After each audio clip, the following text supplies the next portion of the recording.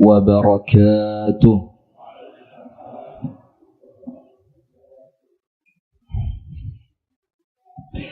Innal hamdalillah nahmaduhu wa nasta'inuhu wa nastaghfiruh wa nastahdihi wa natubu ilayhi wa na'udzu billahi min shururi anfusina wa min sayyiati a'malina man yahdihillahu fala mudilla lahu ومن يضلل فلن تجد له وليا مرشدا أشهد أن لا إله إلا الله وحده لا شريك له وأشهد أن محمدا عبده ورسوله صلى الله عليه وعلى آله وأصحابه ومن والاه أعوذ بالله من الشيطان الرجيم يا أيها الذين آمنوا اتقوا الله حق تقاته ولا تموتن إلا وأنتم مسلمون اللهم إنا نسألك علما نافعا ونعوذ بك من علم لا ينفع آمين يا رب العالمين أما بعد. Puji dan syukur alhamdulillah kita haturkan kepada Allah atas nikmat yang Allah karuniakan kepada kita sehingga di malam hari ini dipertemukan dalam majelis yang mulia ini dalam rangka duduk mendengarkan ilmu, menambah keimanan kita kepada Allah, mempertebal ketakwaan kita kepada Allah dengan amalan mulia yaitu talabul ilmi. Kita berdoa kepada Allah, semoga apa yang kita amalkan, apa yang kita niatkan mendatangkan ridha dari Allah untuk kita bersama. Amin. Dan amalan ini menjadi hujjah kelak di hadapan Allah yang akan menjadikan kita selamat dari azab dunia dan azab akhirat. Amin ya rabbal alamin. Salawat beriring salam semoga tercurahkan kepada baginda Nabi besar Muhammad sallallahu alaihi wasallam, di mana dengan mengikuti setiap apa yang dicontohkan oleh Nabi Muhammad itu akan menjadikan kita selamat dunia sampai akhirat. Maka disebutkan oleh para ulama, sunnah Nabi Muhammad itu ibarat safinatu Nuh. Safinah itu perahu, Nuh itu ya Nabi Nuh. Maka barang siapa yang menjalankan sunnah Nabi Muhammad, maka dia seperti sedang menaiki perahunya Nabi Nuh, yang akan menyelamatkan dia dari banjir yang tidak akan selamat seorang pun dari banjir tersebut kecuali ketika dia menaiki perahunya Nabi Nuh. Maka banjir itu saat ini untuk umatnya Nabi Muhammad itu adalah fitnah syirik dan bid'ah. Fitnah apa? Syirik dan bid'ah. Maka tidak akan ada orang yang selamat dari kedua fitnah itu kecuali mereka yang berpegang teguh dengan sunnah Nabi besar Muhammad sallallahu alaihi wasallam. Itulah kenapa Al-Imam Ahmad ibnu Hanbal rahimahullahu ta'ala ketika sujud, salah satu doanya Imam Ahmad itu minta wafat bukan cuma di atas agama Islam. Tapi Imam Ahmad berdoa, Allahumma amitni, wafatkan aku, matikan aku alal Islam, di atas agama Islam, was sunnah, dan di atas sunnahnya Nabi besar sallallahu alaihi wasallam. Nah, hadirin sekalian, tema kita di malam hari ini adalah sabar menghadapi ujian. Jadi yang pertama, di dalam judul ini ada dua kata besar, sabar dan ujian. Yang pertama dulu, sabar itu apa?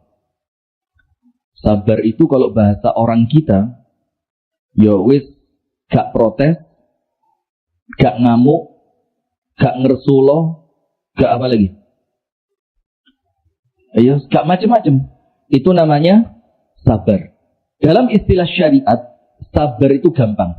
Habsun nafs amma yubghidullah. Menahan diri kita tahan diri. Jangan sampai ucapan kita, jangan sampai perbuatan kita, jangan sampai pikiran kita, jangan sampai hati kita. Jadi 4. Menahan diri dari berapa? 4. Lisan, perbuatan, hati, dan pikiran. Yang 4 ini ditahan agar jangan sampai 4 hal ini mendatangkan kemurkaan dari Allah. Itu namanya sabar. Jadi ngempet, jangan sampai lisannya memunculkan murkanya Allah. Ngempet, jangan sampai perbuatannya mendatangkan murkanya Allah. Ngempet, jangan sampai pikiran dan hatinya mendatangkan kemurkaan dari Allah. Kapan? Di dalam 3 keadaan. Nomor 1, sabar ketika ibadah. Nah, kalau sholat-sholat yang di luar bulan Ramadan, insya Allah sabarnya mudah. Karena jarang imam itu pakai ayat-ayat yang panjang. Tapi kalau sudah masuk bulan Ramadan, kemudian di sebagian tempat ada yang sholat tarawih 11 rakaat 1 juz. Atau 23 rakaat 1 juz. Itu kadang-kadang perlu sabar apa enggak? Perlu. Kalau enggak sabar, maka di dalam hatinya akan muncul apa? Protes. Alah wong sholatnya kok doweran.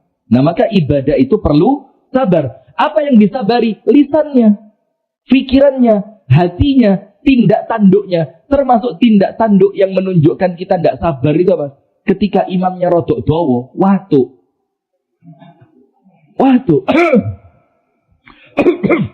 Dan watuk di masjid ini nular, Pak. Nular. Walaupun tidak ada penyakit, tapi watuk ini nular. Seakan-akan, imam ini lek sing watuk wong siji, saya durung paham. Tapi lek sak masjid watuk kabeh. Nah, karena memang begini. Kadang-kadang kita itu kalau lagi ngimami, itu kan mendalami banget ya. Jadi koyok sampai panjang itu sampai tidak sadar kalau sudah terlalu panjang. Iyo, imamnya tidak sadar, tapi makmumnya sadar semua. Ini yang bikin masalah. Nah, maka sabar.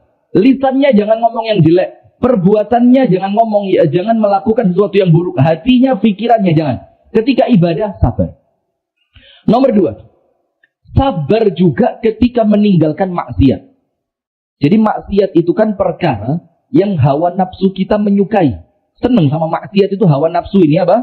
Senang. Nah, maka kita dituntut untuk sabar ketika muncul kemaksiatan, ojo sampai dilakoni. Maka ketika muncul kemaksiatan, yo sabar. Matanya ditundukkan. Hatinya diatur. Lisannya dijaga. Perbuatannya jangan sampai kemaksiatan itu yang kita sabar menghadapinya, justru menjadi sumber kemurkaan Allah kepada kita. Nomor 3, sabar yang sesuai materi. Ketika terjadi takdir yang tidak menyenangkan. 1, sabar ketika ibadah. Jadi ibadah perlu sabar. Nomor 2, sabar untuk meninggalkan maksiat. Ibu-ibu bisa sabar enggak kalau suaminya rodok cerekel? Bu, ada ibu-ibu di sini? Enggak mau dipanggil ibu, mbak. Mbak. Kalau suami bikin hati mangkel, ibu-ibu bisa sabar enggak untuk enggak ngomong yang jelek di hadapan suami? Bisa. Nah, itu namanya sabar di dalam meninggalkan maksiat. Karena maksiat itu perkara yang mendatangkan dosa. Itu maksiat. Berarti ngomong kasar di hadapan suami, Bu, maksiat atau bukan? Maksiat. Berarti ibu-ibu dituntut juga untuk apa? Nahan lisan di hadapan suami agar tidak terjatuh pada kemaksiatan itu. Nomor 3, sabar ketika terjadi takdir yang buruk. Sekarang Ustaz, kenapa saya disuruh sabar? Pokok pertanyaan-pertanyaan yang semacam ini yang muncul tiap hari. Kenapa saya disuruh sabar?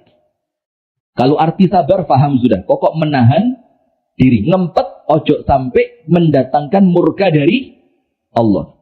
Sekarang, kenapa kok harus sabar? Kenapa? Jawabannya ada 3. Nggak usah ditulis ya, dengerin aja. Insya Allah paham. Kalaupun nanti lupa-lupa ya buka tayangan YouTube-nya, insya Allah kebongkar. Nomor 1. Karena sabar itu merupakan perintah Allah. Sabar perintah siapa? Allah. Wasbir kama sabara ulul azmi minar rusul. Dan bersabarlah kalian sebagaimana kesabarannya para rasul ulul azmi. Kita sama Allah disuruh sabar. Berarti kalau sabar ini perintah Allah, maka kita perlu sabar atau tidak? Ya perlu, gampang aja sudah. Loh kenapa mas sampean kok sabar?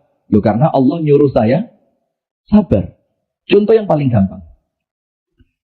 Ini cerita, nampaknya kalau untuk orang sekarang gak masuk akal.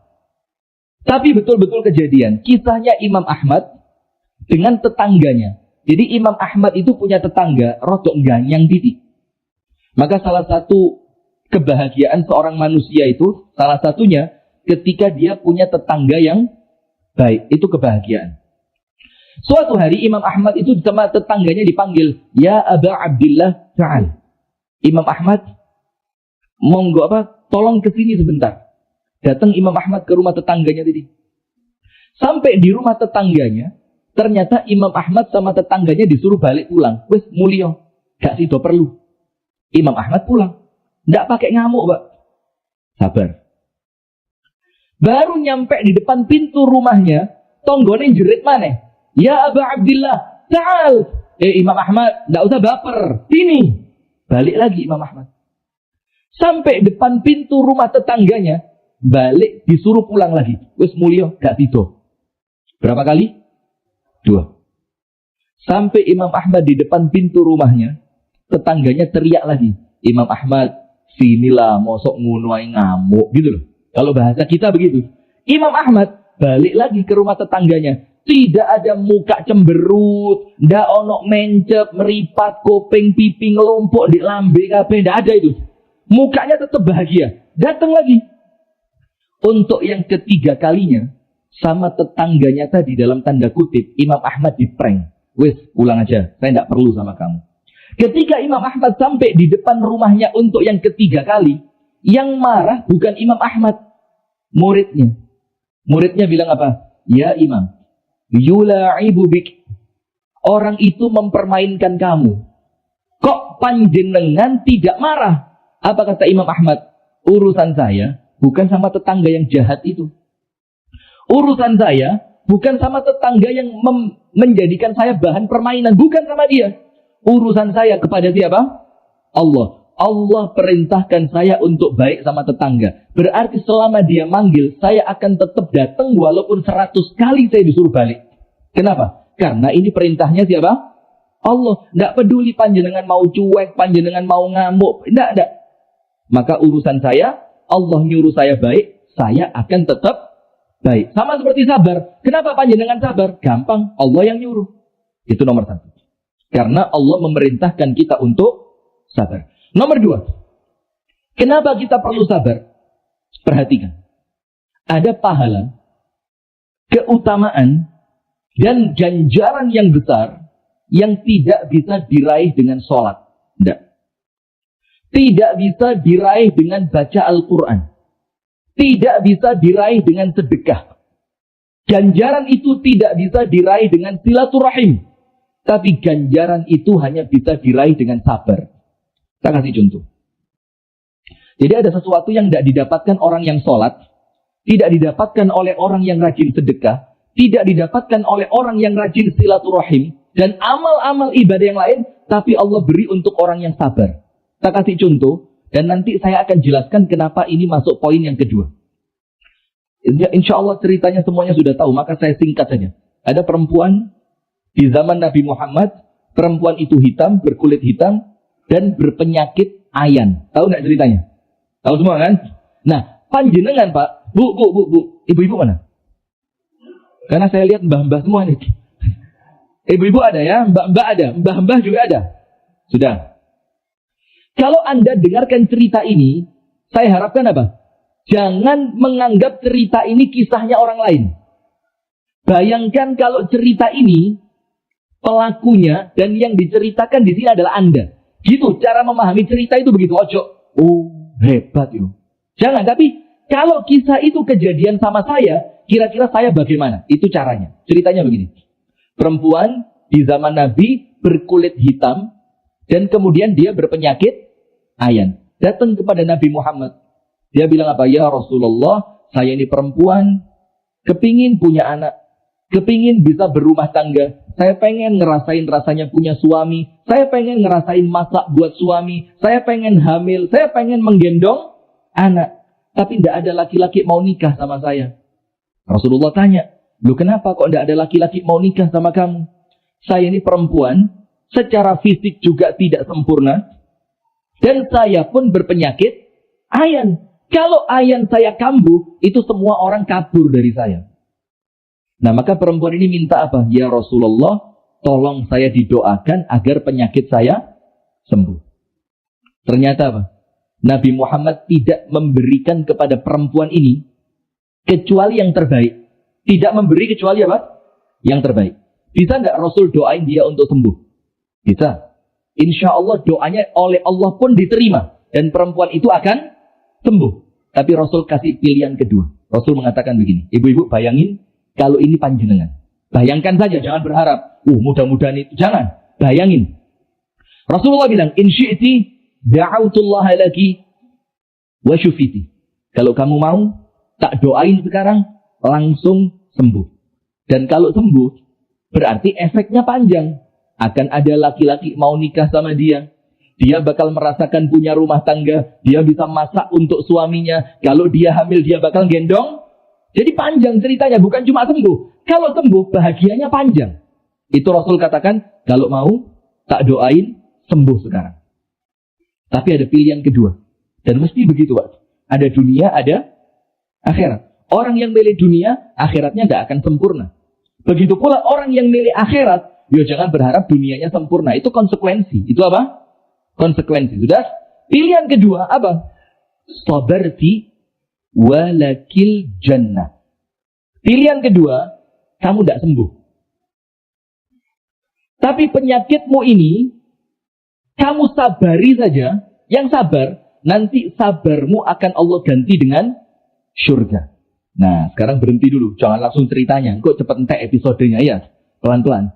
Kalau ibu-ibu disuruh milih, ayo bu, sakit ayan, tidak bisa nikah, tidak mungkin hamil, tidak mungkin bisa punya anak, dan tidak akan merasakan bahagianya rumah tangga. Tapi kalau sabar, masuk surga. Tapi tidak punya suami, tidak punya anak, tidak punya rumah tangga. Tapi penyakitan dan Anda dituntut untuk sabar. Pilihan kedua, Anda waras. Sembuh. Rabi, duwe bojo, duwe anak, ada rumah tangga. Terus, tapi dengan itu, Anda bisa masuk surga. Tapi belum jaminan, belum tentu. Kira-kira saat itu Anda pilih mana? Sabar atau sembuh? Jujur, tidak usah gaya tok. Ayo. Hah? Ya normal ya. Kita semua pilih apa? Sembuh. Nah, itulah bedanya pilihan manusia yang pikirannya terbatas. Dengan pilihannya Allah yang pola pikirnya dalam tanda kutip itu untuk kebaikan akhirat.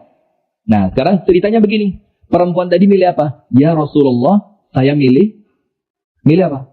Sabar. Berarti kalau dia sabar, jaminannya apa? Surga. Tapi perempuan itu tidak berhenti sampai situ. Perempuan itu bilang apa? Tapi ya Rasul, satu lagi saya minta. Tolong doain supaya kalau ayan saya kambuh, aurat saya tidak tersingkap. Sama Rasulullah didoakan, dan perempuan itu semenjak hari itu tidak pernah auratnya terbuka. Walaupun dalam keadaan ayannya kambuh. Nah, maka poin kedua Pak. Ada pahala di surga. Ada pintu untuk masuk ke surga yang tidak bisa diraih kecuali dengan kesabaran. Nah, maka itulah kenapa ada orang-orang dalam tanda kutip, Bu, dipaksa dalam tanda kutip ya. Karena sekarang ngomong kalau direkam gini, kalau tidak pakai tanda kutip bahaya. Dipaksa sama Allah masuk surga, tapi dengan caranya Allah. Dibikin sakit. Dibikin tidak bisa punya anak. Ada yang seperti itu. Dibikin usaha apapun gak pernah sukses. Dibikin apa lagi? Gak pernah punya teman.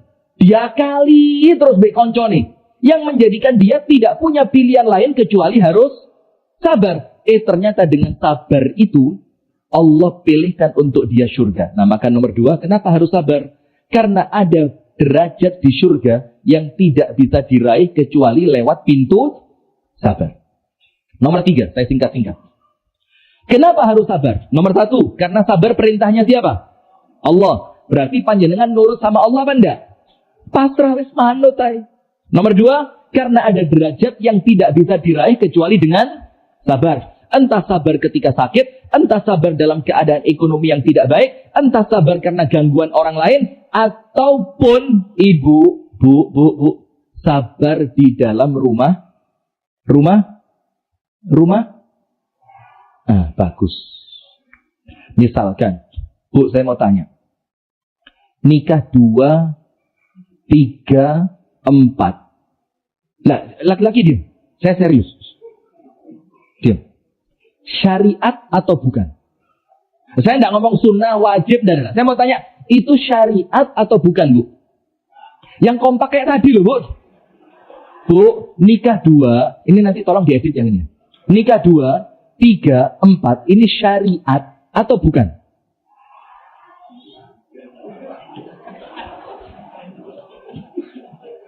Agak susah. Saya bacain ayatnya dia, biar jelas ya.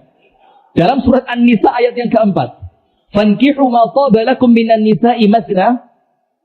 Apal. Wa thulatha wa ruba. Nikailah perempuan yang kamu suka. Mau 2, terserah. Ataupun kamu kepinginnya 3, atau bahkan 4. Berarti, tanpa persetujuan ibu-ibu, ini adalah syariat. Setuju laki-laki? Bagus. Nah, sudah. Mulai pas ini. Arahnya mulai enak ini ya. Nah, sudah. Berarti, Bu. Kalaupun ternyata suami... Ini bukan pesanan, Bu. Ini tidak ada request. Tidak. Ini otomatis saja. Maka ketika memang Allah takdirkan Anda menikah dengan seorang laki-laki, yang ternyata sesuai takdirnya Allah, laki-laki itu Allah jodohkan dengan 2, 3, atau 4 perempuan, tugas Anda apa, Bu? Ibu-ibu, diam. Loh. Anda tidak usah jadi ibu-ibu. Diam. Bu, berarti tugas Anda apa, Bu? Bagus. Sudah, 1 poin masuk. Sip, sekarang kita masuk yang ketiga. Kenapa harus sabar? Perhatikan. Anda sabar ataupun tidak, musibah bisa berubah apa enggak? Misalkan, na'udzubillah, semoga Allah memberikan keselamatan. Amin ya rabbal alamin. Seperti yang di Malang kemarin. Ada mall yang paling tua di Malang. Malang Plaza. Itu kan kebakar dan habis. Tidak tersisa. Entek. Sekarang ketika ada saudara kita yang punya stand di sana. Punya handphone barusan dipasang. Saya punya teman di sana. Liburan Idul Fitri. Semua barangnya dibawa pulang. Siang hari dimasukkan balik. Malam harinya kobong. Coba. Hah? Itu kalau orangnya tidak sabar. Ngamuk. Ya apa ini? Ini pengelola baju, gak karuan ini. Ini jelas diobong karena mallnya sudah tua, golek asuransi. Ngamuk. Kira-kira HP-nya kembali apa enggak? Balik apa enggak?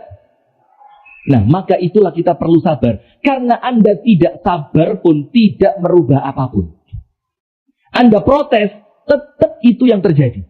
Karena takdirnya Allah tidak bisa diutak-atik oleh siapapun selain Allah Subhanahu wa ta'ala. Nah, maka orang cerdas, musibah, disabari, jadi anugerah. Itu orang kalau cerdas.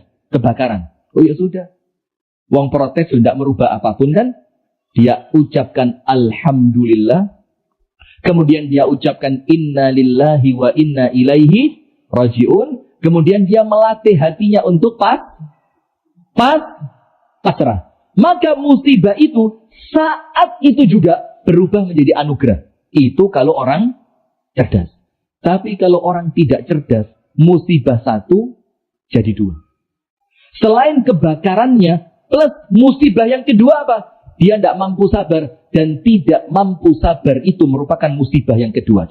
Karena wis kobongan gak entuk pahala. Kalau orang cerdas, kebakaran, kecelakaan, ditipu, bangkrut, sakit, itu jadi anugerah. Itulah Nabi Muhammad katakan, ajaban li amril mu'min. Orang beriman itu mengagumkan. Mengagumkan itu apa? Luar biasa. Keren. Orang beriman itu apa? Keren. Apapun yang terjadi, baik untuk dia. Apapun yang terjadi, baik untuk dia. Kalau dikasih nikmat, dia bersyukur, maka nikmat menjadi kebaikan. Kalau dikasih musibah, dia sabar, maka musibah yang disabari juga mendatangkan apa? Kebaikan. Terakhir, untuk sabar. Ucapan Amirul Mukminin Umar bin Al-Khattab radhiyallahu anhu Amirul Mukminin Umar bin Al-Khattab mengatakan begini. Fa inni la ubali. Kata Umar, saya ini tidak peduli belas, tidak tak pikir. Apakah Allah mendatangkan kebaikan untukku ataupun Allah mendatangkan keburukan bagiku? Maksudnya apa? Dikasih nikmat atau dikasih musibah. Kata Umar, itu bukan urusan saya tidak peduli. Kenapa? Karena saya tidak tahu, kata Umar, mana yang menurut Allah baik untuk saya. Saya tidak tahu. Apakah ketika dikasih nikmat itu baik? Belum tentu. Apakah ketika dikasih musibah itu buruk? Belum tentu. Itulah dalam Al-Quran dikatakan, فَأَمَّا الْإِنسَانُ إِذَا مَبْتَلَاهُ رَبُّهُ فَأَكْرَمَهُ وَنَعَّمَهُ فَيَقُولُ رَبِّي أَكْرَمَنْ. Ada orang-orang yang difirmankan oleh Allah, kalau sama Allah itu diuji. Bahasanya ujian ya. Tapi ujiannya apa? Dimuliakan dia. Dibikin sehat walafiat fisiknya. Sama Allah rezekinya dibuat lancar. Dia bilang apa? Rabbi akraman. Oh, ini Allah sayang sama saya ini. Jadi dia menganggap sayangnya Allah itu hanya berupa apa? Kenikmatan. Itu orang kafir. Itu orang yang tidak beriman kepada Allah. Jadi menganggap Allah itu sayang hanya kalau ketika Allah memberi nikmat. Rumah tangganya baik. Oh, Allah baik.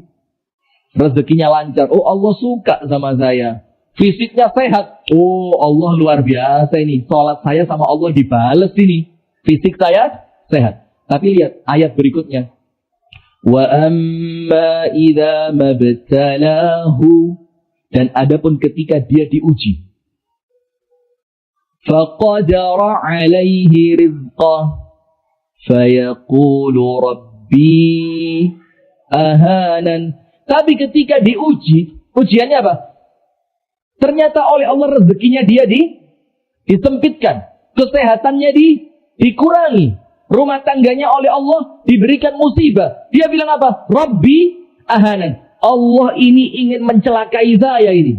Ini Allah ingin menghinakan saya ini. Sehingga orang semacam itu, dia menganggap musibah itu bentuk kemurkaan dari Allah. Nah, maka poin ketiga hadirin, ingat kenapa kita perlu sabar. Karena walaupun kita tidak sabar, tidak akan merubah keadaan. Sekarang sabar selesai. Sekarang ujian. Kenapa temanya sabar menghadapi ujian? Sabarnya selesai. Sabar itu menahan diri. Jangan sampai mendatangkan kemurkaan dari Allah. Sabar dalam ibadah. Sabar meninggalkan maksiat. Sabar ketika mendapatkan takdir yang kurang menyenangkan. Kenapa harus sabar? Nomor satu, karena sabar perintahnya siapa? Dan nomor dua, karena ada surga yang tidak bisa diraih kecuali dengan sabar. Nomor tiga, karena kalaupun tidak sabar, tidak akan merubah keadaan. Sekarang ujian. Angkat tangan. Serius, saya tidak bercanda ini. Serius, ngamuk loh saya. Mendelik saya. Angkat tangan yang mulai lahir sampai malam ini tidak pernah diuji sama Allah. Angkat tangan. Kok kayak susah semua ini?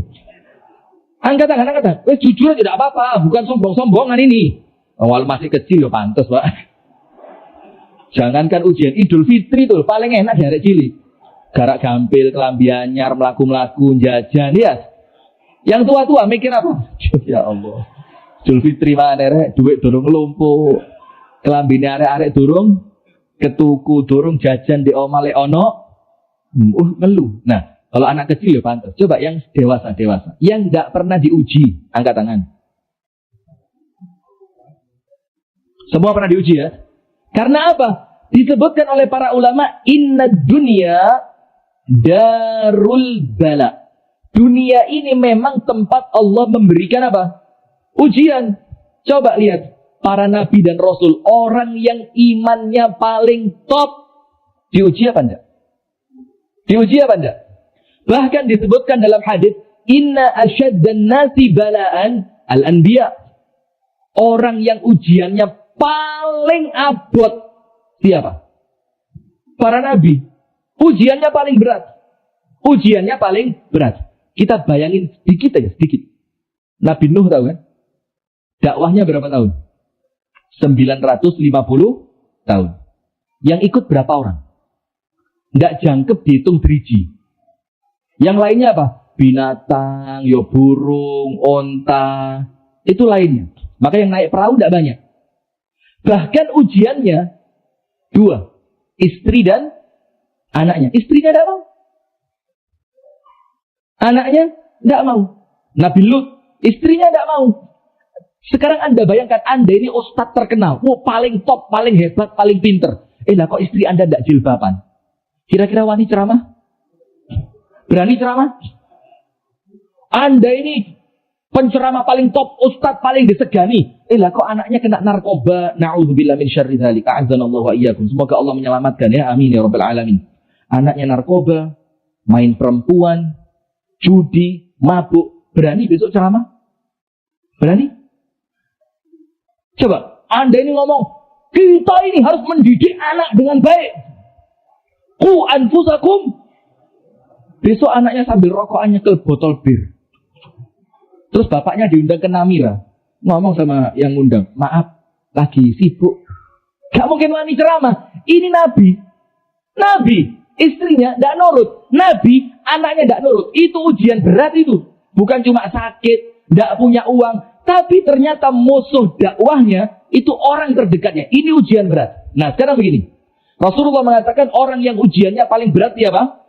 Para nabi. Kemudian sedikit di bawahnya, sampai seterusnya. Berarti kekuatan keimanan. Hati-hati, dengerin. Bu. Mana ibu? Bu. Derajat kekuatan iman itu segaris lurus dengan ujian. Semakin tinggi keimanan Anda, ujiannya bagaimana? Semakin hebat. Semakin tipis imannya, ujiannya juga kecil. Nah berarti sekarang begini.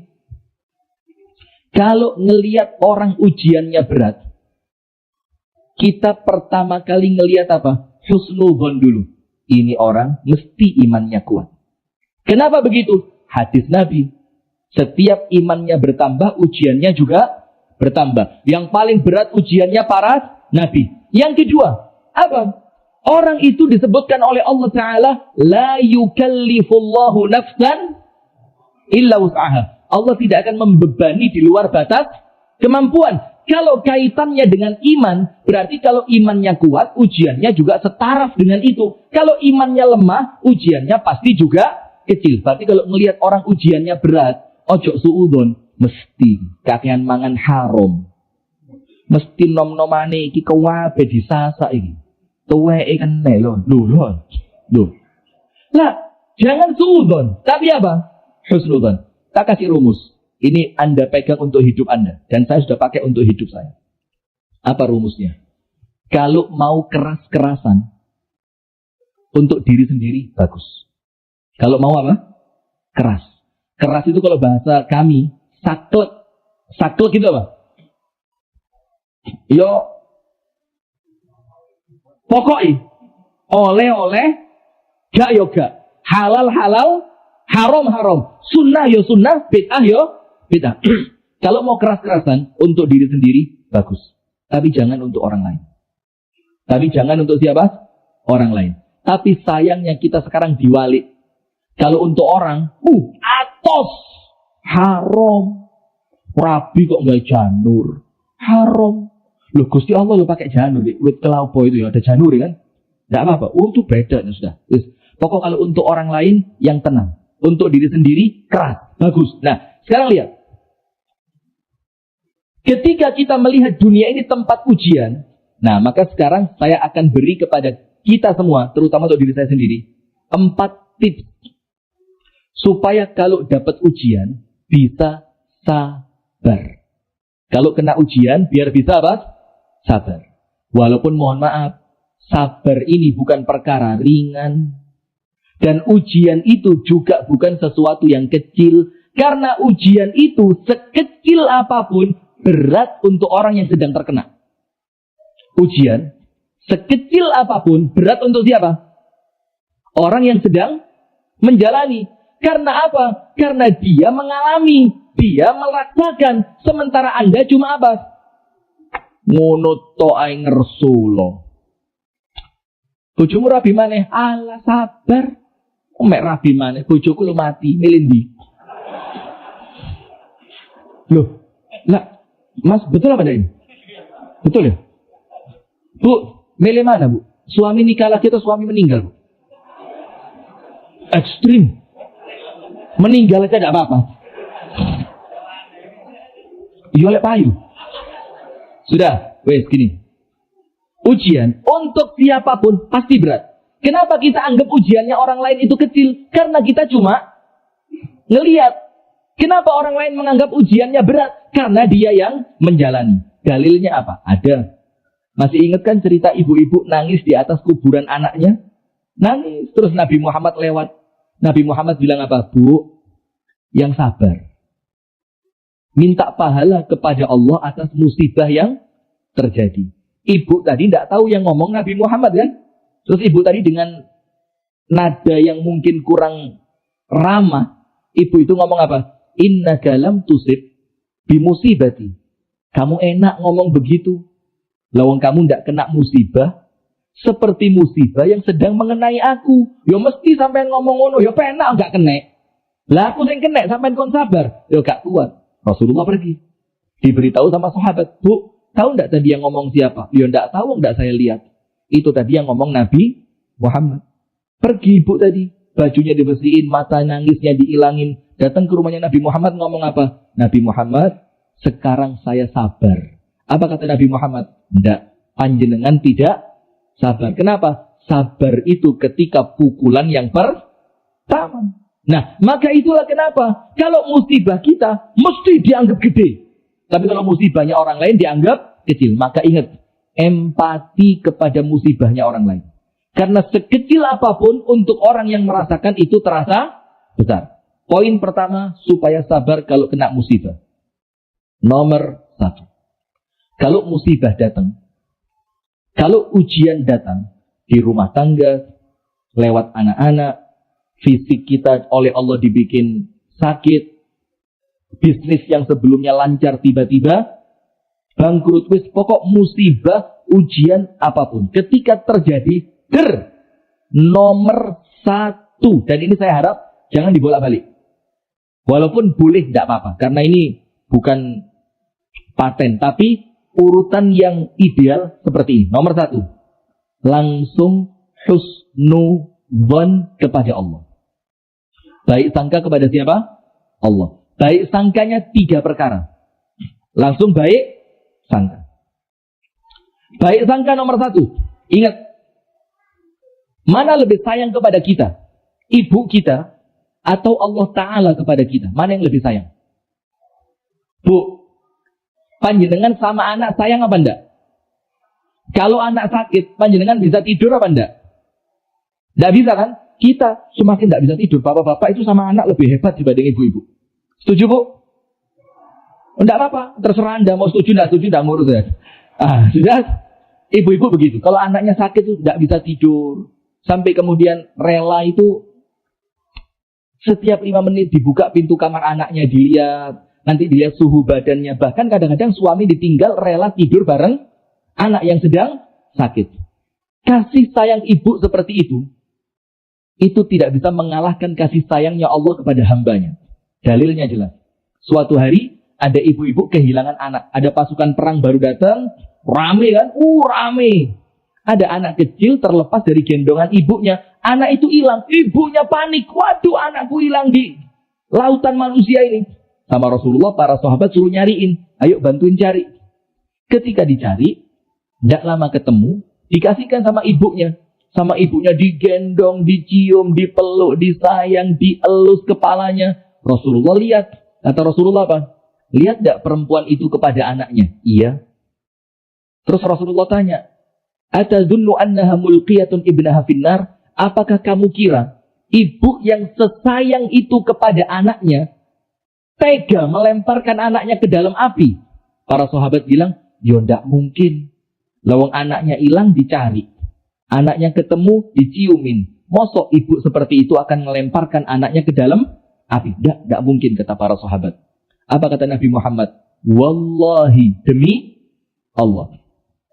Allah itu arhamu bikum, jauh lebih sayang kepada kalian min hadhihi biwaladiha, dibandingkan sayangnya ibu itu kepada anaknya. Subhanallah. Lihat.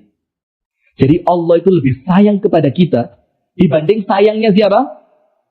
Ibu kita kepada kita. Kita ini, Pak, dalam kisah salah satu bukan sahabat, saya lupa, kalau tidak tabi'in, tabi'ut tabi'in, disuruh milih, kamu nanti kalau meninggal terus dihisab, amal kita kan bakal apa? Dihisab. Itu kamu milih mana? Dihisab oleh Allah atau dihisab oleh ibumu? Milih mana? Kalau normalnya manusia, yo mendingan dihisab siapa? Ibu saya. Mestilah ibuku sing ngitung lak kurang luweh ha. Ala wis rapopo, tak sepuro. Kowe iki kurang lengkap, wis gak popo, tak lengkapi. Lho iki kurang apik, ora popo nak, tak apiki. Lho iki kok ana eleke, wis buseken ae, cek ora ketok bapake. Saya dulu waktu SD, kan kalau setelah ujian itu mesti ada tanda tangan orang tua, biar orang tuanya tahu anak ini dapat nilai berapa. Itu kalau nilai saya bagus dan seringnya bagus, bukan sombong, memberitahu saja. Kalau pas nilainya bagus, itu tak kasihkan abi saya, tak suruh tanda tangan. B, PPKN 100. PPKN kan mesti 100 semua, ya ingat gak? PMP, PPKN kan gampang itu kan, pendidikan moral Pancasila itu. B 100, tanda tangan. Saya seneng abah saya. Kalau pas matematika, nilai saya bagus. 8, 9, teman-teman saya 80, 90, saya 8, 9. Sudah? Itu kalau tak kasihkan abah saya, mesti saya. Mesti ngamuk ini. Akhirnya saya datang untuk tanda tangan kepada siapa? Umi saya. Karena saya tahu umiku mesti menang. Nilai-nilai, gak apa-apa, yang penting sekolah. Kalau abi saya, hei tuh, ngene iki lho. Sekolah gak dalam sinau. Timbang Rami, kasihkan umi saya. Mah, lho piro nak nilai nih? Memang 3,7. Oh, gak apa-apa nak wis wapi iki. Timbang gak digarap belas yo. Iya, Pak. Tanda tangan umi saya. Nah, itu sekedar perkara duniawi saja. Kita lebih nyaman kepada ibu kita dibanding kepada siapa? Salah seorang tabi'in, kalau tidak lupa tabi'ut tabi'in, saya lupa di antara dua itu. Disuruh milih, kamu nanti kalau meninggal mau dihisab siapa? Mau milih Allah yang menghisab amalan-amalan kamu, ono maksiati, ono rasan-rasane, ono sholat bolongi, ono gak posone, dihisab sama Allah atau dihisab sama ibu kamu. Maka orang ini tadi bilang apa? Saya milih dihisab sama Allah. Loh, kok bisa? Dia bilang, iya saya tahu. Ibu saya sayang sama saya luar biasa. Tapi saya yakin Allah jauh lebih sayang kepada saya dibanding ibu saya. Kalau ibu saya masukin saya ke surga, maka saya yakin Allah ngasih saya surga yang paling atas. Maka saya milih dihisab oleh siapa? Allah. Itu menunjukkan apa? Kalau terjadi musibah, Pak, husnudzon. Husnudzon yang pertama, ingat, Allah itu sayang sama panjenengan. Kalau Allah sayang, mana mungkin Allah ingin mencelakai.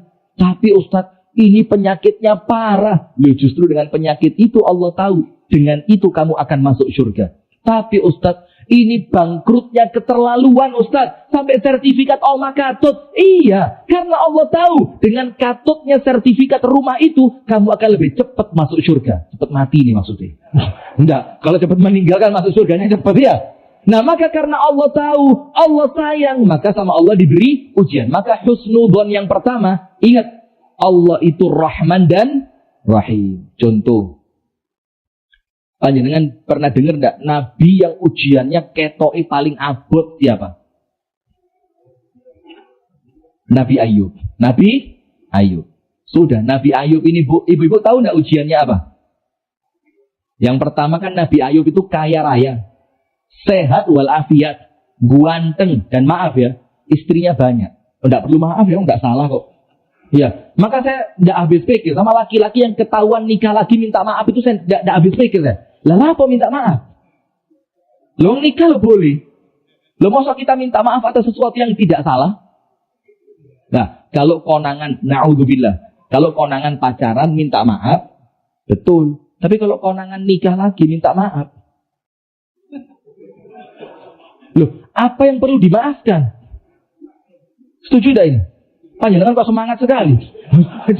Kejadian sudah ya? Belum. Nah, sudah.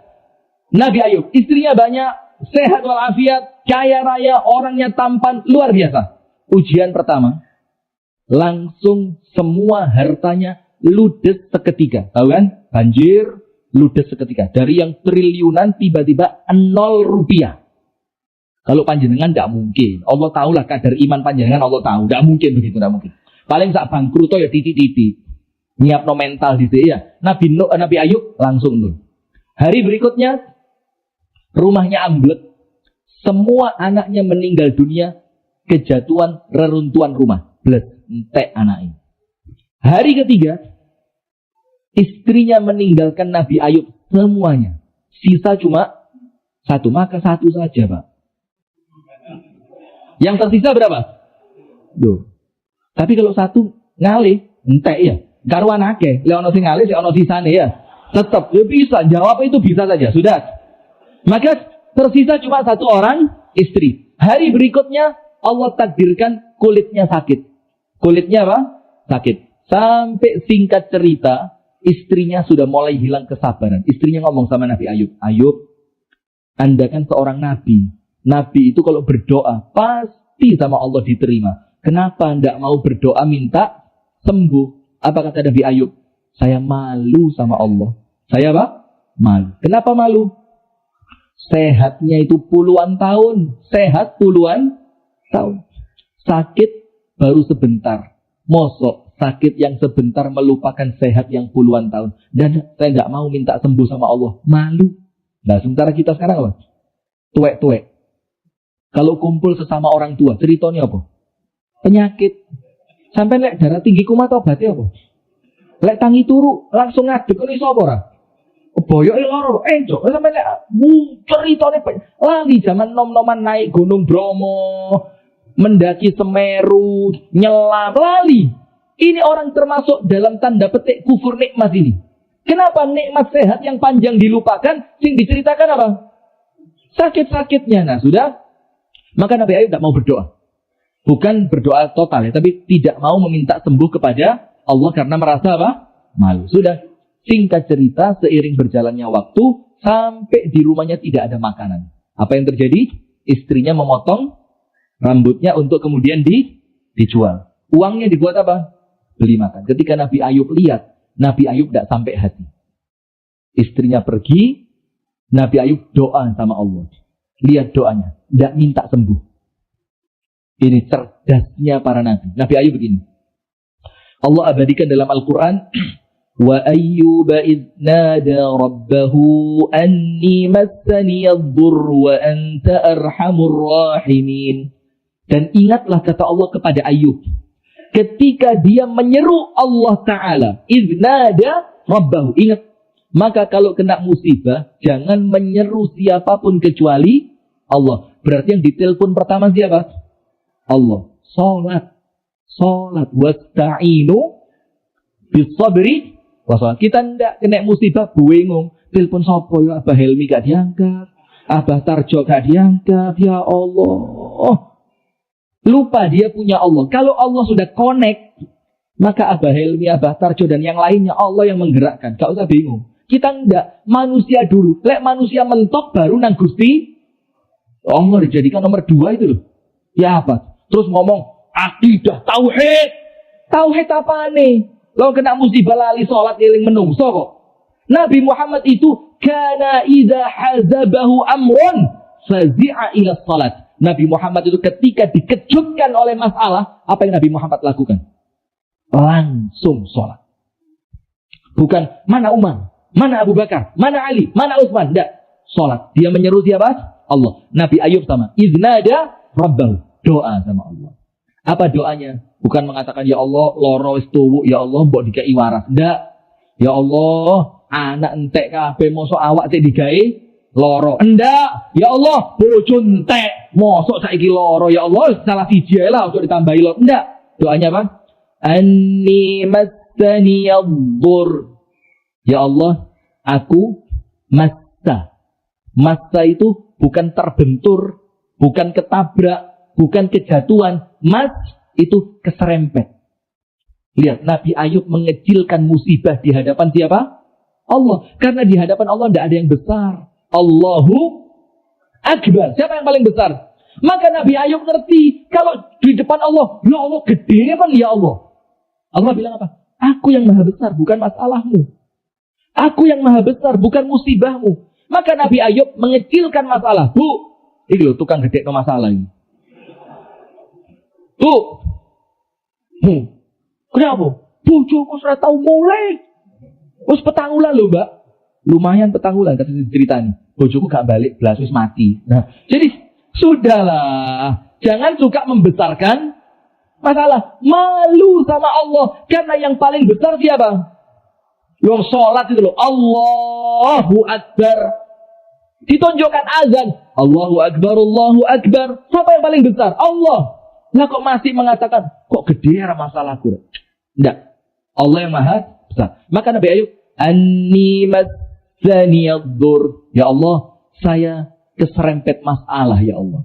Dur itu keburukan. Saya kena sedikit keburukan. Terus Nabi Ayub bilang apa? Nabi Ayub tidak ngomong, selesaikan ya Allah. Tidak. Sembuhkan ya Allah. Tidak. Kasih jalan keluar ya Allah. Tidak. Nabi Ayub bilang apa? Wa anta arhamur rahimin. Aku yakin ya Allah, Engkau zat yang paling penyayang. Jadi husnudzon sama Allah. Ketika dia husnudzon, apa yang terjadi? Rasulullah bersabda, Allah sesuai dengan prasangka siapa? Hambanya. Ketika dia mengatakan Allah zat yang paling penyayang, ayat berikutnya apa? Fakashafna ma bihi min dhur. Langsung kami hilangkan semua kesulitannya. Kami datangkan keluarganya, kami kasih hartanya plus 2 kali lipatnya. Karena apa? Husnudzon. Allah itu paling penyayang sama kita. Itu husnudzon yang nomor 1. Nah, sampai istrinya pulang, habis jualan apa tadi? Rambut. Nabi Ayub berdiri depan pintu rumah. Istrinya tidak kenal kalau itu Nabi Ayub. Masuk istrinya. Dalam kamar cari Ayub, tidak ketemu. Masuk belakang rumah, Ayub, tidak ketemu. Di bawah kasur dicari, Ayub, tidak ada. Buka kamar mandi, Ayub, tidak ketemu. Istrinya keluar. Kelihatan laki-laki depan pintu rumah. Istrinya Nabi Ayub bilang apa? Kelihatan Ayub keluar tidak? Zaman Ayub masih muda. Panjenengan ini orang yang paling percis sama Ayub. Dulu. Waktu Nabi Ayub masih muda. Apa kata laki-laki depan pintu rumah? Wa ana Ayub. Loh sampean golek sapa Ayub? Loh aku Ayub. Lihat. Husnudzon. Jangan khawatir. Musibah itu datangnya dari Allah yang paling penyayang, yang sayangnya mengalahkan ibu kita. Husnudzon yang kedua. Musibah tidak akan mengalahkan kemampuan. Tidak akan melampaui kemampuan. Itu husnudzon yang kedua. Husnudzon yang ketiga, ingat musibah datang bukan untuk menghancurkan kita. Saya mau tanya, Allah ngasih ujian, Allah ngasih musibah supaya kita celaka atau supaya kita mendapatkan kebaikan? Supaya apa? Gini, gampangannya gini. Ini kisah nyata. Tapi saya tidak nyebut nama, tidak nyebut tempat, tidak nyebut segala macam. Karena saya khawatir nanti muncul masalah. Ada laki-laki sogeh, melintir, kaya raya. Punya istri, punya anak, punya rumah, Masya Allah. Tapi apa? Tidak pernah di rumah. Singkat cerita, jatuh bangkrut, krut. Bulan pertama terpuruk dia. Ngeluh gak wani metu omah. Kisin be tetangganya. Malu. Bulan kedua, masuk bulan ketiga, mulai noto hati. Katanya dia harus dijalani apapun yang terjadi. Beberapa waktu kemudian, setelah dia mulai noto hati, dia mikir, loh, kok hidup saya sekarang nampaknya lebih menyenangkan ya? Saya bisa nganter anak saya sekolah. Saya bisa makan siang bareng istri saya di rumah. Anak saya pulang ke rumah saya sudah ada di rumah. Malam bisa belajar bareng. Subuh jalan bersama anak dan istri ke masjid. Yang sebelumnya tidak pernah dia rasakan. Yang kenikmatan itu baru dia rasakan setelah dia kena musibah bangkrut. Dan orangnya sampai sekarang masih ada. Dia tidak pernah ngerasain bagaimana nikmatnya nganter anak sekolah, bagaimana nikmatnya makan bareng dengan istri, bagaimana nikmatnya melaku bareng dari rumah menuju masjid. Itu ternyata nikmat baru dia rasakan kapan? Setelah dia kena yang dalam tanda kutip awalnya dianggap musibah. Apa itu? Bangkrut. Nah, berarti Allah itu ngasih musibah untuk kebaikan kita atau untuk menghancurkan kita? Kebaikan. Nah, sekarang PR-nya satu. Bagaimana kita bisa membuka hikmah kebaikan di balik musibah. Nah, berarti husnudzonnya 3. Nomor 1, musibah itu datangnya bukan dari musuh, tapi dari Allah yang maha penyayang. Nomor 2, tidak akan Allah membebani kita dengan ujian melampaui batas kemampuan. Nomor 3, Allah datangkan ujian untuk kebaikan kita. Apa kebaikannya? Ayo dihitung. Nomor 1, musibah menghapus dosa. Nomor 1. Nomor 2, orang yang ridho dengan ujiannya, Allah akan ridho sama dia. Berarti musibah mendatangkan keridhoan dari Allah. Nomor 3, musibah mendekatkan kita kepada Allah. Kenapa musibah itu mendekatkan? Karena boleh jadi kalau tidak kena musibah, tidak tahu ndonga sampai nangis. Ketika kena musibah, kenal masjid, sujud sampai nangis. Nomor 3. Nomor 4, musibah itu tanda cinta dari siapa? Allah. Kalau Allah tidak cinta, Allah tidak akan kasih ujian. Sama Allah diapain? Dijauhkan. Berarti ingat, bagaimana kiat untuk sabar ketika terkena ujian? Nomor 1, diatur pikirannya, diatur hatinya, senantiasa berbaik sangka kepada Allah. Nomor 2, kalau musibah datang, apa yang harus kita lakukan? Nomor 2, ingat, jangan putus asa. Jangan apa? Putus asa. Sekarang begini. Panjenengan tahu tidak kisahnya Nabi Musa ketika dikejar oleh Fir'aun? Tahu? Mentoknya di mana? Laut. Punya perahu Nabi Musa? Tidak punya. Itu Bani Israel yang dibawa oleh Nabi Musa punya senjata apa enggak? Tidak. Mereka tidak punya senjata, mereka tidak punya perahu. Ada tempat untuk melarikan diri?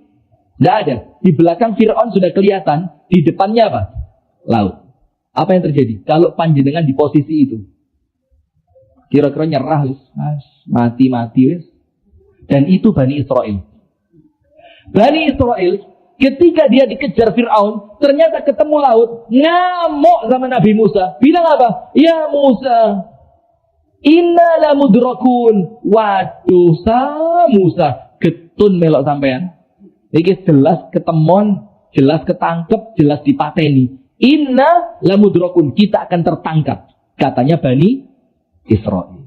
Lu masuk kita sama dengan Bani Israel? Jangan kira-kira, Pak. Saya yakin gitu loh. Kalau musibah datang, yakin, jangan putus asa. Kita punya Allah yang maha kuasa.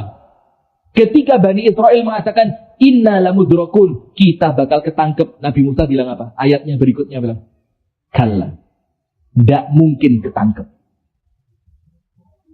Yakin ini munculnya dari mana? Dari mana? Maksud saya, yakin itu di dalam hati. Tapi faktor yang menjadikan keyakinan itu bisa muncul apa? Percaya itu yakin, Pak. Panjenengan mulai malik gitu. Faktornya apa? Kenal kepada Allah. Karena dia kenal sama Allah. Dia tahu Allah maha kuasa, dia tahu Allah maha perkasa, dia tahu Allah maha membantu, menolong hambanya. Maka karena dia kenal sama Allah, Nabi Musa bilang apa? Kalla, tidak mungkin ketangkep. Loh, saat itu Pak, Anda buka kitab tafsir manapun, ayatnya mengatakan Nabi Musa belum tahu bahwa tongkatnya bisa membelah lautan. Belum tahu. Sama persis ketika Nabi Musa ketemu penyihirnya Raja Fir'aun. Ketika kabel tampar, jadi apa? Ular. Saat itu, Nabi Musa tidak tahu kalau tongkatnya bakal bisa jadi ular. Nah, terus, apa yang bikin Nabi Musa begitu yakin bahwa saya tidak akan ketangkep, bahwa ujian ini tidak akan menghancurkan saya, bahwa musuh tidak akan pernah menang melawan saya. Karena dia kenal kepada siapa? Allah. Dia kenal Allah Rahman Rahim. Dia kenal Allah itu maha perkasa. Dia kenal Allah tidak akan meninggalkan hambanya. Kita ini Pak ngaji untuk kenal sama Allah. Nah, Nabi Musa bilang, "Kalla, nggak mungkin ketangkep." Bani Israel bingung. Tell me, Bani Israel nggak ngerti. Kenapa kok kamu yakin nggak bakal ketangkep? Kata Nabi Musa, cuma satu. Inna ma'iya Rabbi, karena Tuhanku bersamaku, sayahdim, maka Allah pasti akan beri jalan keluar. Maka Allah pasti kasih petunjuk. Sama seperti Rasulullah dengan Abu Bakar. Iya enggak? Di dalam gua Sur. Iya enggak? Saya lanjutkan Nabi Musa dulu. Kalla, kata Nabi Musa, tidak akan ketangkep. Kenapa tidak ketangkep? Inna ma'iya Rabbi, aku bersama Allah. Terus kalau bersama Allah bagaimana? Sayahdim, maka Allah pasti akan memberikan petunjuknya kepadaku sampai aku bisa menemui jalan keluar.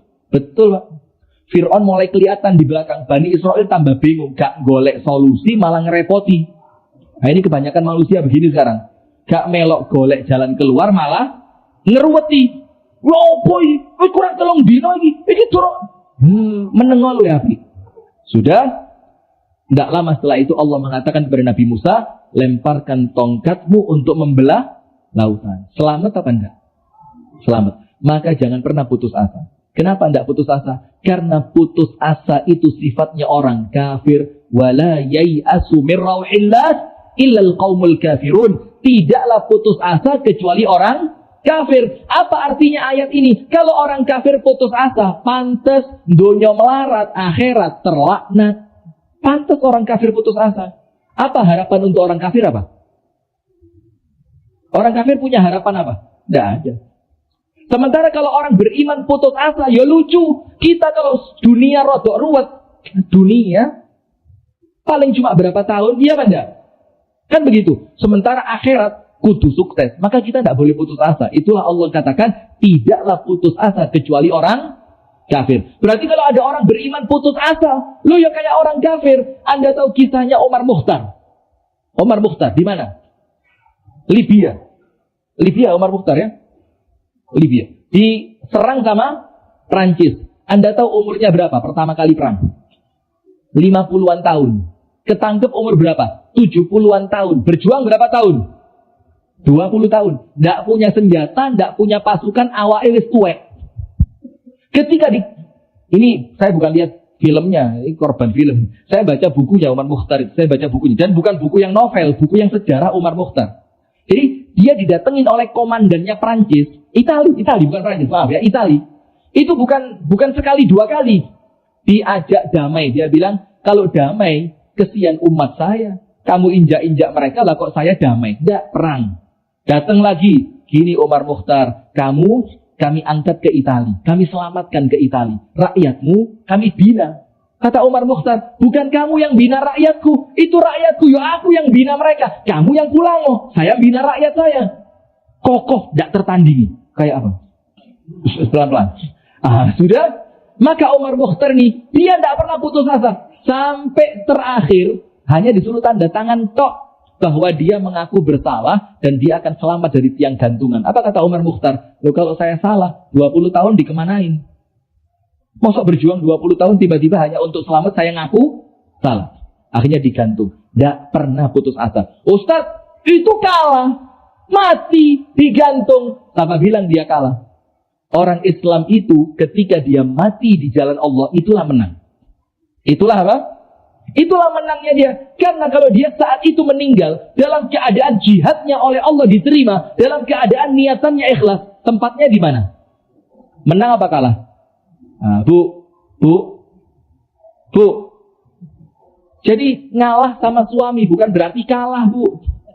Bukan berarti kalah. Anda sedang membuka satu pintu surga. Setuju, Bu? Bu. Biarin suami, Bu lah, ngurusi suami. Cinta Anda kan untuk Allah, bukan untuk suami, betul? Bu, cinta Allah atau cinta suami? Allah. Mana lebih besar, taat sama Allah atau taat sama suami, Bu? Kalau suami Anda 4 hari dipinjem yang lain, boleh enggak? Nanti yang enggak apa-apa. Wong ketika suami pergi sama yang lain, Anda kan fokus sama Allah kan? Sholat tahajudnya tambah kenceng, tidak perlu masak buat suami, tidak perlu nyiapin sepatunya suami, dibantu perempuan lain, belum sampai dewangi kok ngamuk. Di mana-mana orang itu diewangi atine Sudah, wis. Maka jangan putus asa. Kenapa begitu? Karena Allah tidak pernah menjadikan orang yang berharap kepadanya itu kecewa. Tidak ada orang yang berharap kepada Allah kemudian kecewa. Ada cerita rodok bikin nangis gini. Al-Fudail bin Iyad berangkat sholat maghrib, ketemu di jalan menuju masjid, anak kecil sama ibunya diusir, ditendang, dung. Akhirnya anak kecil tadi karena maghrib gelap, rumah zaman dulu jauh-jauh, tidak ada lampu jalan raya, nangis anak itu di depan pintu rumah ibunya sambil diketok-ketok pintunya, bu, bukain, saya nyesel bu, saya takut, gitu kan? Sama Fudail bin Iyad, ditunggu anak kecil tadi. Kata Fudail, kalau sama ibunya tidak dibuka, saya bawa anak kecil ini pulang, biar dia tidur di rumah saya. Tidak lama bu, itu sama ibunya pintu rumahnya dibuka. Terus anaknya lari jempol ke arah ibunya, terus dipeluk sama ibunya nangis, anaknya nangis, dan Fudail bin Iyad ikut nangis. Apa kata Fudail? Manusia mengetuk pintunya manusia, tidak lama dibuka. Terus bagaimana kalau manusia mengetuk pintunya Allah? Kemudian Fudail bin Iyad mengatakan, tidak ada seorang pun yang pernah kecewa ketika dia berharapnya kepada Allah. Karena kecewa itu kalau berharapnya kepada manusia. Nabi Muhammad sama Abu Bakar di Gua Sur. Orang kafir sudah di atas, kudanya kelihatan. Apa kata Abu Bakar? Ya Rasul, tamat kayaknya. Ini cerita the end. Game over sudah ini. Kenapa? Kalau mereka dingkluk, ketemon kita ini. Angkat tangan yang pernah naik ke Jabal Sur, angkat tangan. Yang pernah naik? Belum pernah ya? Karena memang kalau Jabal Sur agak susah. Kalau Jabal Nur, Gua Hira, itu jalannya bagus. Anak tangganya bagus. Kalau Jabal Sur jangan. Anda kalau lihat Jabal Sur, gua yang sama Nabi Muhammad dipakai singitan, itu tidak pantas digunakan untuk sembunyi. Mangap. Mana ada gua mangap digaik singitan. Abu Bakar gini, ya Rasul.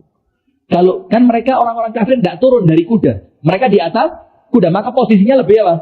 Lebih tinggi. Abu Bakar bilang, "Lau ra'au ila aqdamihim la ra'auna." Kalau dingkluk, ketemon kita. Rasulullah bilang apa? Ya Abu Bakar, mau zenuk, apa yang kamu kira? Di Senin, kalau ada dua orang, Allahu salisuhuma, Allah yang ketiga di antara mereka. Abu Bakar bilang, aman. Nabi Muhammad bilang apa? Ya sudah, la tahzan, innallaha ma'ana. Berarti yang kedua, kalau terjadi ujian, biar bisa sabar, jangan putus asa. Tapi syaratnya satu. Syaratnya apa? Satu. Apa itu? Innallaha ma'ana. Apa sih innallaha ma'ana itu? Apa? Innallaha ma'ana itu artinya apa? Allah bersama kita. Bukan itu. Apa artinya? Bersamakan Allah di dalam masalah Anda.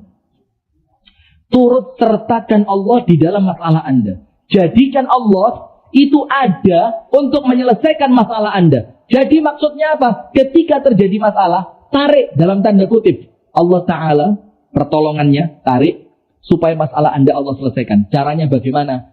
Jangan sok pinter. Serahkan masalah kepada siapa? Allah. Kalau Nabi Muhammad caranya apa? Salat. Maka Allah firmankan, "Wasta'inu bis-sabri was-salat." Nomor 3. Ingat nomor 1, husnudzon. Kenapa perlu husnudzon? Karena Allah sesuai dengan prasangka siapa? Hambanya. Kalau kita berprasangka baik, Allah berikan kebaikan. Nomor 2, jangan pernah putus asa. Nabi Musa mentok, Allah tolong. Nabi Muhammad di Gua Sur, Allah juga tolong. Maka Allah yang menolong Nabi Musa, Allah yang menolong Nabi Muhammad, dialah Allah yang akan menolong kita. Nomor 3. Ketika terjadi musibah, ketika terjadi ujian, biar bisa sabar.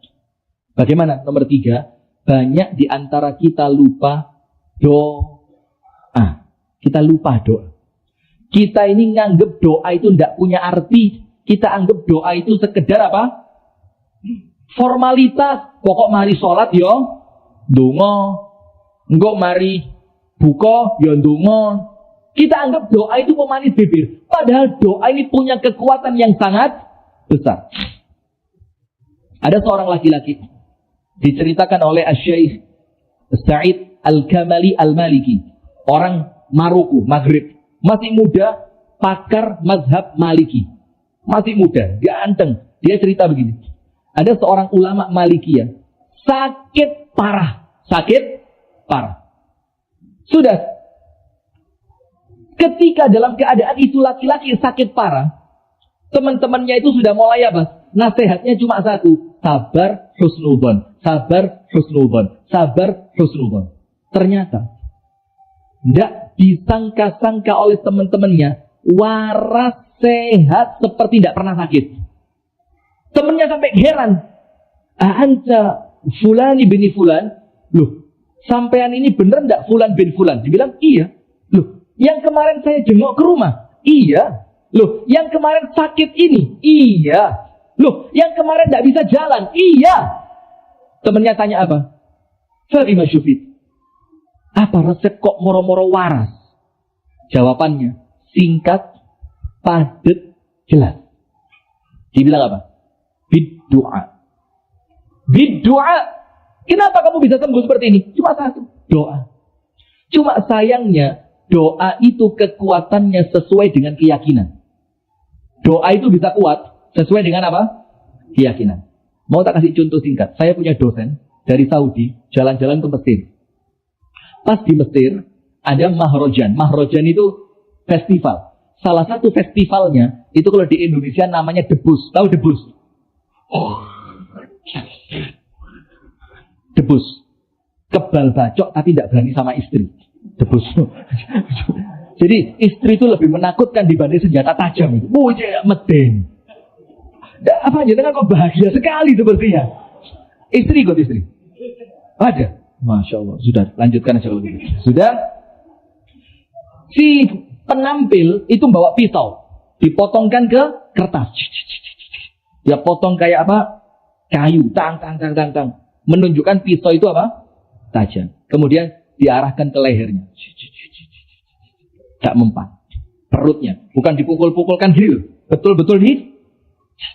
Karena itu yuk ada, memang ada. Bukan tidak ada. Tapi yuk tentu bukan normalnya manusia. Berarti dalam keadaan sedang tidak normal. Entah ada bantuan jin atau yang lainnya. Wallahu a'lam bishawab. Kemudian pisau tadi diarahkan ke penonton. Man yaqta'jil bi hadzal sikin. Siapa yang mau motong kulit saya dengan pisau ini? Pisau yang dia pakai tadi. Yang kertas sobek. Ditawarkan ke penonton. Siapa yang mau motong? Semua orang angkat tangan. Termasuk dosen saya ini. Kemudian dosen saya maju. Anak-anak. Saya mau potong. Katanya penampilnya apa? Imaan tafala. Oh, kalau kamu jangan. Kalau kamu jangan. Terus singkat cerita dosen tadi ngomong. Kenapa kok dia tidak mau saya yang motong? Kata dia. Karena saya yakin. Kekuatan jinnya dia akan kalah dengan kekuatan iman saya kepada Allah. Maka dia sama jinnya dibiti. Lek sing iki golek perkara. Ojo. Kenapa? Liyane ae. Golek sing ketok rada bodoh-bodoh. Nah, itu yang dicari. Maka ndak tahu ya, maaf. Ndak tahu bener, ndak tahu salah. Tapi ini kira-kira. Ingat gak zaman dulu ada di RCTI ada tayangan sulap itu, lomba sulap The Master.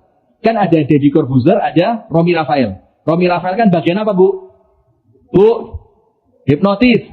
Kemudian ketika ada orang mau dihipnotis, dinaikkan kemana? Panggung kan? Dinaikkan 12 orang. Nanti sama dia dipilih. Kamu turun. Kamu turun. Kamu turun. Disisakan berapa orang? Sekitar 5. Pertanyaannya, kenapa yang 5 disuruh tetap di atas, yang lainnya suruh turun? Karena dia ngelihat ini bisa dipengaruhi apa enggak, bisa dihipnotis apa enggak, ini bisa gampang terpengaruh apa enggak, ini orangnya kuat atau lemah. Yang kuat-kuat diturunin sama dia. Ini tayangan live televisi. Nah, kalau gagal, nah kemungkinan, ya belum tentu benar, kemungkinan. Nah, maka di sini kekuatan doa itu tergantung keyakinan Anda dengan doa tadi. Maka Rasulullah mengatakan apa? Ud'ullah, kalau kalian berdoa, berdoalah kepada Allah. Syaratnya apa? Wa antum muqinuna bil ijabah. Dalam keadaan kalian yakin doa kalian pasti diijabah. Harus yakin. Allah pasti terima. Allah pasti kasih. Allah pasti mengabulkan. Allah pasti ijabah. Sing yakin jurune ati. Itulah khaufan wa tama'an. Khaufan Dalam hati merasa apa? Ya Allah, kalau tidak diterima ya apa ya Allah? Ya Allah, kalau tidak diterima tidak bisa saya ini hidup ya Allah. Tapi toma'an, tapi harus diterima ya Allah. Engkau zat yang maha menerima doa ya Allah. Saya yakin doaku pasti diterima. Maka nomor 3, kalau terkena musibah langsung apa? Doa. Terakhir pamungkas, pas 5 menit penutup. Jangan pernah bergantung kecuali kepada Allah. Niscaya pertolongan Allah langsung turun. Ustaz, kalau tidak bergantung kepada manusia, hanya kepada Allah, bagaimana hukumnya berobat? Ayo. Berobat ya apa? Berobat itu bukan bergantung kepada manusia. Berobat itu perintahnya siapa? Allah. Berobat itu bentuk ibadah yang ikhtiari. Kita ikhtiar dalam rangka mendapatkan kesembuhan dengan cara berobat. Nah, ceritanya begini. Nabi Ibrahim mau dibakar di dalam api. Kemudian dimasukkan ke alat untuk melemparkan Nabi Ibrahim ke dalam api. Pokok jangan bergantung kecuali kepada Allah. Namanya apa? Tawakal. Namanya apa? Tawakal. Sudah, lempar. Sebentar lagi masuk api. Bentar lagi. Ini hitungannya bukan menit, detik ini. Dilempar. Apinya sebelah sana. Didatengin oleh malaikat Jibril. Anda buka tafsir Ibnu Katsir. Didatengin oleh malaikat. Maaf, bukan tafsir Ibnu Katsir. Qasasul Anbiya, tulisannya Imam Ibnu Katsir. Didatengin malaikat Jibril. Diberitahu, Ibrahim, ada yang bisa saya bantu enggak? Yang ngomong siapa? Malaikat Jibril. Malaikat yang paling agung. Nabi Ibrahim bilang apa? Sebentar lagi api ini. Imma minka fala. Wa imma minallah fana'am. Kalau pertolongan dari kamu, saya tidak butuh belas. Coba. Genting loh ini. Kalau orang tenggelam, kayu lapuk pun akan diraih. Ini hampir tenggelam. Tapi malaikat Jibril ditolak. Kalau dari kamu, enggak. Tapi kalau Allah, iya. Tapi kalau dari Allah, iya. Malaikat Jibril pulang. Pertolongannya siapa yang datang? Allah. Karena Nabi Ibrahim yakin api ciptaannya siapa? Allah. Nabi Ibrahim sedang mengabdi untuk siapa? Allah. Maka orang yang tawakal, kalau kepingin tawakalnya sukses, ilingo amalanmu harus untuk Allah. Mana mungkin orang tawakal tapi kerjanya untuk manusia. Kerja menang menungso njaluk bayarane nang Gusti Allah. Diguyu sama malaikat, lu kerja menang menungso kok njaluk bayarane Gusti. Nabi Ibrahim kerja untuk Allah, dakwah untuk Allah. Maka ketika terkena masalah, malaikat Jibril ditolak, apa bilang? Pertolongannya Allah datang. Api milik Allah dan aku merupakan hamba Allah. Apa Allah firmankan? Ya nar kuni bardan wa salaman ala Ibrahim. Api, hati-hati loh ya. Yang mau masuk siapa? Hambaku. Maka kamu, makhlukku, jadilah kamu dingin dan memberikan keselamatan untuk siapa? Ibrahim. Nomor 1, husnudzon. Nomor 2, jangan putus asa. Nomor 3, jangan lupa berdoa. Nomor 4, bergantungnya hanya kepada Allah. Maka kalau itu yang Anda lakukan, insya Allah sabar. Insya Allah apa? Sabar. Karena namanya wong urip pasti ada ujian. Itu yang dapat saya sampaikan. Semoga ada manfaatnya. Kurang dan lebihnya saya mohon maaf. Hadanallahu wa iyyakum ajma'in. Subhanakallahumma wa bihamdika. Asyhadu an la ilaha illa anta. Astaghfiruka wa atubu ilaik. Assalamualaikum warahmatullahi wabarakatuh.